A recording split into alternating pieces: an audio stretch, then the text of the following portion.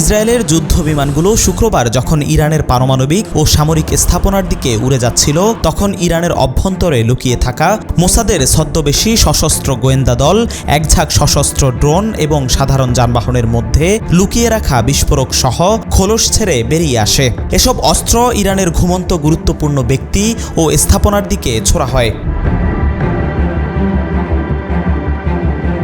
ইরানের সামরিক কমান্ডার, পরমাণু বিজ্ঞানী এবং অভিজাত বাহিনী ইসলামিক বিপ্লবী গার্ডের নেতারা ছিলেন হামলার লক্ষ্যবস্তু।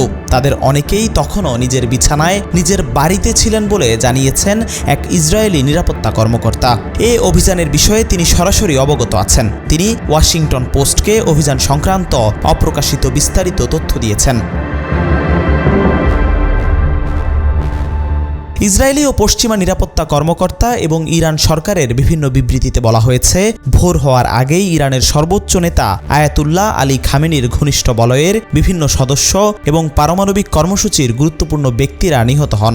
ইসরায়েলি ও পশ্চিমা নিরাপত্তা কর্মকর্তারা এবং সরকার পক্ষের দেয়া তথ্যে বলা হয়েছে, তাদের অনেকেই বিস্ফোরক ভর্তি ড্রোন কিংবা অন্যান্য যন্ত্রের আঘাতে নিহত হন। এসব বিস্ফোরক তেহরানের কেন্দ্রস্থলে, আবাসিক ভবন ও অন্যান্য স্থাপনার পাশে বিস্ফোরণ ঘটিয়ে আতঙ্ক সৃষ্টি করেছে।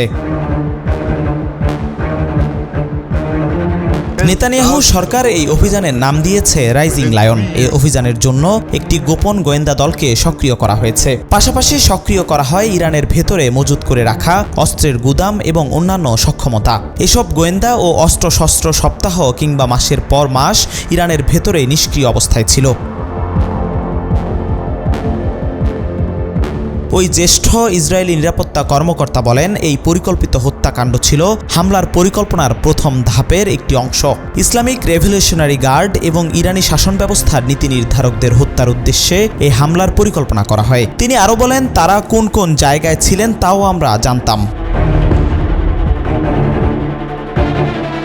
ইরানে একটি হামলার সাফল্য তুলে ধরার স্বার্থে ইসরায়েলি কর্মকর্তারা এবং আরও কয়েকজন ব্যক্তি ওয়াশিংটন পোস্টের সঙ্গে কথা বলেছেন। অভিযানের গোপনীয়তার কারণে তারা নাম প্রকাশ না করার শর্ত দিয়েছেন। ভোররাতে গোপনে নির্দিষ্ট লক্ষ্যবস্তুগুলোর উপর হামলা চালানো হয়। পরে সময় গড়ানোর সঙ্গে সঙ্গে হামলার ব্যাপ্তি বাড়ানো হয়। এক পর্যায়ে ইরানের পারমাণবিক ও সামরিক স্থাপনায় ক্ষেপণাস্ত্র ও বিমান হামলা রূপ নেয়। অর্থাৎ গোপন হত্যাকাণ্ড দিয়ে শুরু হলেও পরে খোলামেলা সামরিক অভিযান শুরু হয়। গোপন অভিযানের প্রথম ধাপে নিহত ব্যক্তিদের মধ্যে ছিলেন ইরানের সামরিক বাহিনীর প্রধান major general Mohammad Bagheri, revolutionary guard কোরের প্রধান মেজর জেনারেল হোসেইন সালামি এবং তেহরানে অবস্থিত ইসলামিক আজাদ বিশ্ববিদ্যালয়ের প্রেসিডেন্ট ও পদার্থবিজ্ঞানী মোহাম্মদ মেহদি তেহরানসি। আরেক জ্যেষ্ঠ ইসরায়েলি নিরাপত্তা কর্মকর্তা জানান, এই হত্যাকাণ্ডগুলো ছিল বহু স্তর বিশিষ্ট একটি অভিযানের অংশ। এর নেতৃত্বে ছিল ইসরায়েলের বৈদেশিক গোয়েন্দা সংস্থা মোসাদ। সাম্প্রতিক মাসগুলোতে এই অভিযান গতি পেলেও দীর্ঘ সময় ধরে এর ক্ষেত্র প্রস্তুত করা হচ্ছিল। অভিযান সফল করতে সাহসী ও সুপরিকল্পিত পরিকল্পনার পাশাপাশি বিভ্রান্তিমূলক কর্মকৌশলও ব্যবহার করা হয়েছে।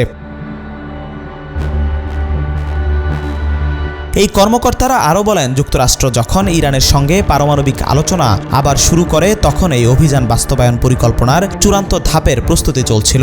এই ধাপে মোসাদের গোয়েন্দাদের বিপুল পরিমাণে বিশেষ অস্ত্র গোপনে ইরানে পাচার করার এবং দেশজুড়ে সেগুলো ছড়িয়ে দেওয়ার দায়িত্ব দেওয়া হয়েছিল, যাতে নির্ধারিত সময়ে নির্ধারিত নিশানা লক্ষ্য করে সেগুলো ব্যবহার করা যায়।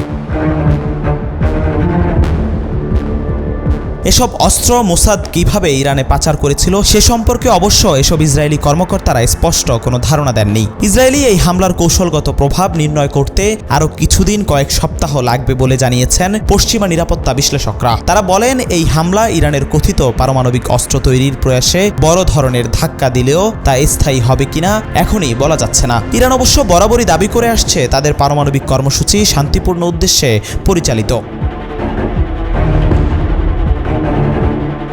একসঙ্গে এতগুলো নেতৃত্ব স্থানীয় ব্যক্তিকে একযোগে হত্যার ঘটনাটি প্রমাণ করল যে ইরান নিজেদের সেনাপ্রধান, বিজ্ঞানী ও সেনা কর্মকর্তাদের এমন শত্রুর হাত থেকে রক্ষা করতে চরমভাবে ব্যর্থ হয়েছে, যারা কিনা এসব ব্যক্তিকে বহু বছর ধরেই হত্যার পরিকল্পনা করছিল। অনেকটা সন্ত্রাসী কায়দায় ইসরায়েলি কর্মকর্তারা গতকাল হুমকি দিয়ে বলেছেন, ইরানের শীর্ষ নেতাদের নির্মূল করার এই অভিযান অব্যাহত থাকবে। প্রথমে কথা বলা ইসরায়েলি নিরাপত্তা কর্মকর্তা জানান, ইরানের দ্বিতীয় স্তরের যেসব কমান্ডার ও শাসন ব্যবস্থার কর্মকর্তাদের ইসরায়েল হত্যা করতে পারে বলে মনে করা হচ্ছে, তাদের হুমকি দিয়ে বার্তা পাঠিয়েছে মোসাদ।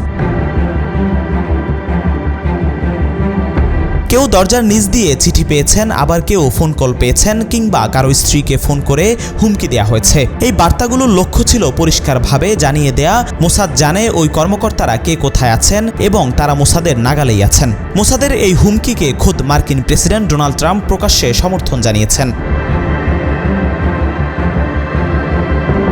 শুক্রবার সামাজিক যোগাযোগ মাধ্যমে দেয়া এক পোস্টে তিনি নিহত ইরানি নেতাদের উদ্দেশ্যে লেখেন, তারা সবাই এখন মৃত। এরপর তিনি ইরানকে সতর্ক করেন, যদি তারা পারমাণবিক অস্ত্র তৈরির চেষ্টা বন্ধ না করেন তবে আরও ভয়াবহ হামলা আসবে।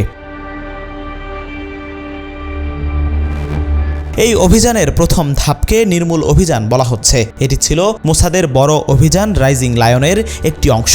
এর পুরো অভিযান বাস্তবায়ন করতে বহু বছর ধরে ইসরায়েলি সামরিক বাহিনীর সঙ্গে যৌথভাবে কাজ করেছে মোসাদ। তারা ইরানি নেতাদের অবস্থান ও তথ্য সংবলিত ফাইল তৈরি করেছে। এর মধ্যে তাদের বাসা, ব্যাংকার, গোপন আশ্রয়স্থলের তথ্যও ছিল।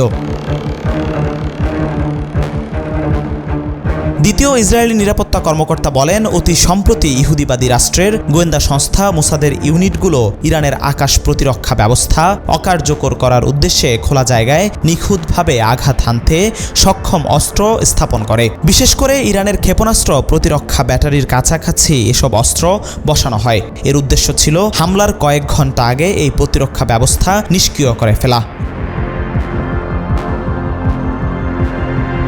মোসাদ আরও আগে থেকে ইরানের ভেতরে বিস্ফোরক ড্রোনের একটি ঘাঁটি গড়ে তোলে। ওই কর্মকর্তা বলেন, হামলার আগে এসব ড্রোন সক্রিয় করা হয় এবং সেগুলো তেহরানের কাছাকাছি ফাজাবাদে ভূমি থেকে ভূমিতে নিক্ষেপযোগ্য ক্ষেপণাস্ত্র উৎক্ষেপণ কেন্দ্রের দিকে পাঠানো হয়।